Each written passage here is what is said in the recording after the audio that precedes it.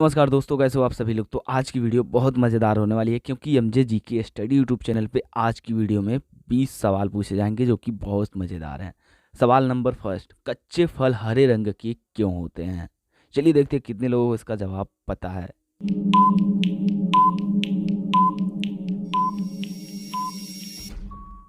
Time up guys. तो इसका जवाब है, कोई भी फल तब तक हरा होता है जब तक कि वह सूर्य की रोशनी से भोजन ग्रहण करके विकसित हो रहा होता है। जब वह पूर्ण रूप से विकसित हो जाता है तो वह भोजन ग्रहण करना बंद कर देता है, तब उसका रंग बदलने लगता है। तो आई होप आप समझ गए होंगे कि क्यों जो कच्चा फल होता है वो हरे कलर का रहता है। तो समझ गए हो तो चलो अगले सवाल की तरफ बढ़ते हैं। सवाल नंबर 2, यदि बिजली की तार रसोई सिलेंडर पर गिर जाए तो क्या होगा? चलिए देखते हैं कितने लोगों को इसका जवाब पता है। जवाब पता है तो कमेंट करिए।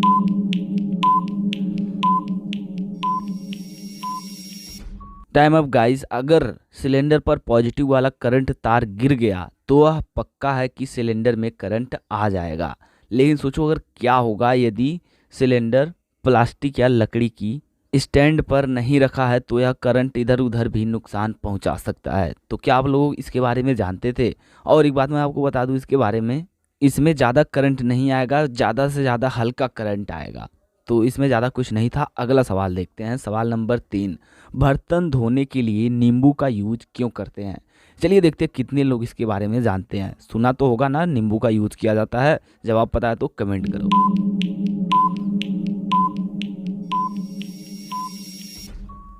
Time up guys. तो चलो इसका जवाब समझ लेते हैं। देखो, नींबू सफाई करने के लिए सबसे उपयुक्त फल माना जाता है क्योंकि इसमें अधिक मात्रा में ऐसा तेजाब पाया जाता है जो कि बैक्टीरिया को मार देता है। बैक्टीरिया को मार देता है मतलब जो कपड़े या बर्तन में जो बैक्टीरिया होते हैं उनको ख़त्म करता है। ट्रकों के पीछे हॉर्न ओके प्लीज़ क्यों लिखा रहता है? चलिए देखते हैं कितने लोगों को इसका जवाब पता है। ये सवाल नंबर चौथा है। जवाब है तो पता करो।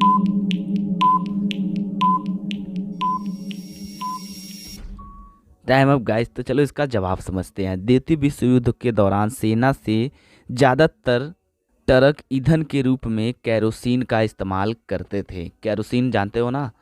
तो सुनो, कैरोसिन ज्वलनशील प्रवृत्ति होने के कारण जरा सी भी दुर्घटना होने पर विस्फोट का खतरा रहता था।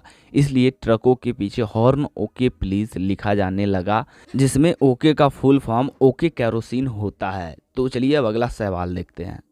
कौन सा कौवा 389 किलोमीटर प्रति घंटे की रफ्तार से उड़ सकता है?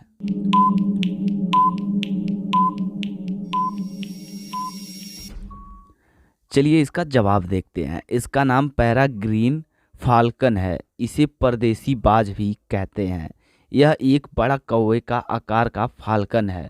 मैं बता दूं इसके बारे में ज़रूर जान लेना अच्छे से। पैरागन फाल्कन 389 किलोमीटर प्रति घंटे की रफ्तार से उड़ सकता है। क्या आप इसके बारे में जानते थे पहले से? अगर नहीं जानते थे तो वीडियो को लाइक करना। अगला सवाल देखते हैं। मेडिकल स्टोर वाले ये कैसे याद रखते हैं कि कौन सा दवा कहाँ है? अगर आप देखोगे तो बहुत सारा दवा रहता है। चलिए देखते हैं कितने लोगों को इसके बारे में पता है।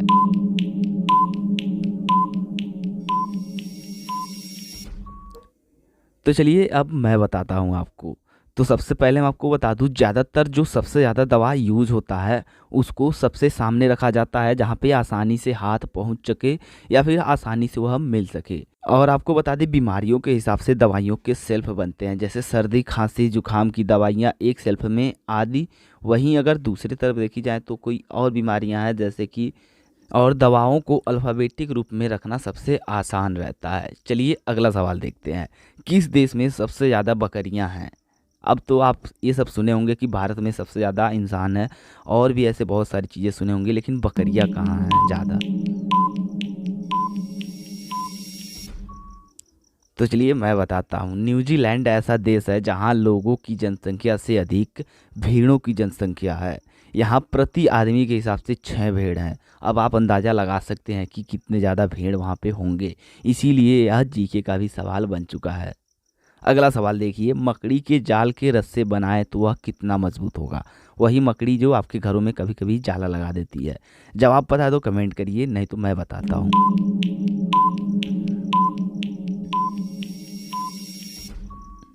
चलिए मैं बताता हूँ। दुनिया की सबसे मजबूत चीज़ों में से एक मकड़ी का जाला है।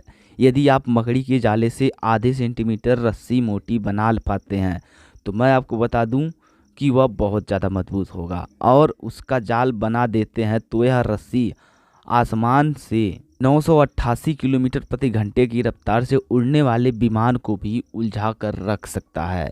आप अंदाज़ा लगा सकते हो कि ये कितना मजबूत होगा।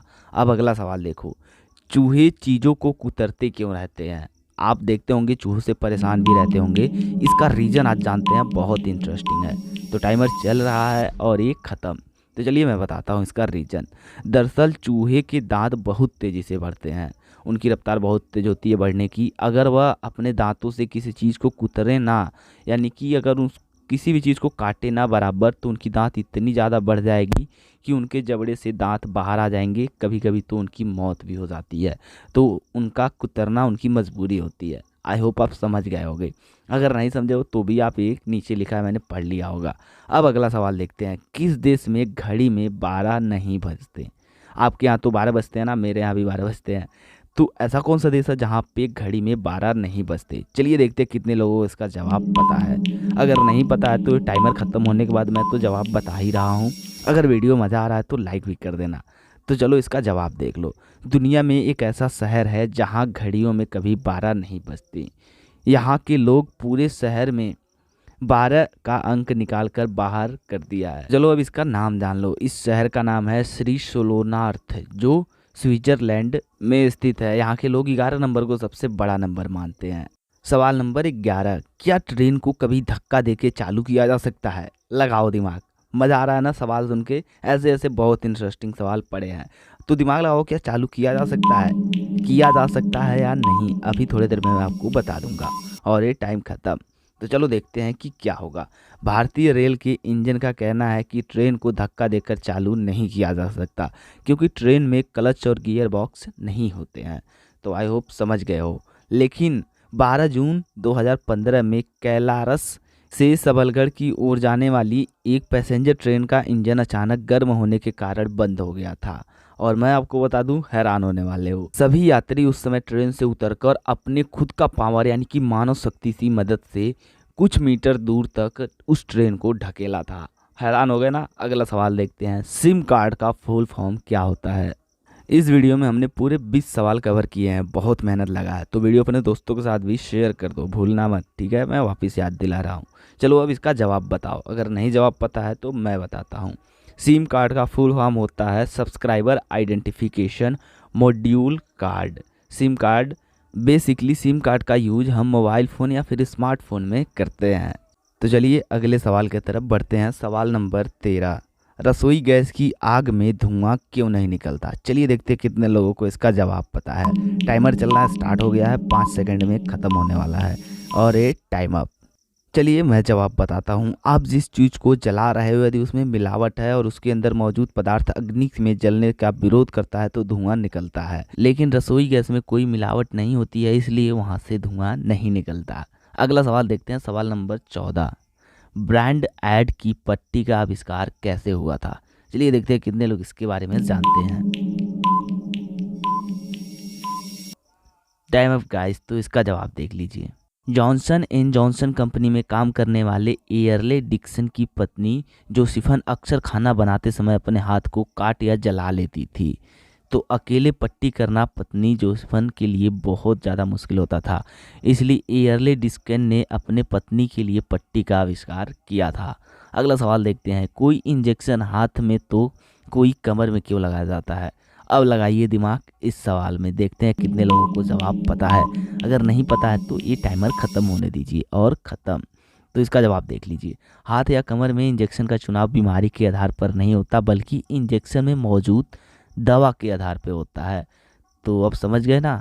इस प्रकार के इंजेक्शन जिनमें मौजूद लिक्विड खून या पानी में मिलकर वह प्रवाहित हो जाता है, उन्हें हाथ में लगाया जाता है। लेकिन कमर पे वो इंजेक्शन लगाए जाते हैं जिनके अंदर मौजूद लिक्विड रक्त के साथ आसानी से समायोजित नहीं होता है, उन्हें कमर पे लगाया जाता है। अगला सवाल देखिए। सवाल नंबर 16, बचपन और बुढ़ापे में स्वाद की समझ क्यों नहीं होती?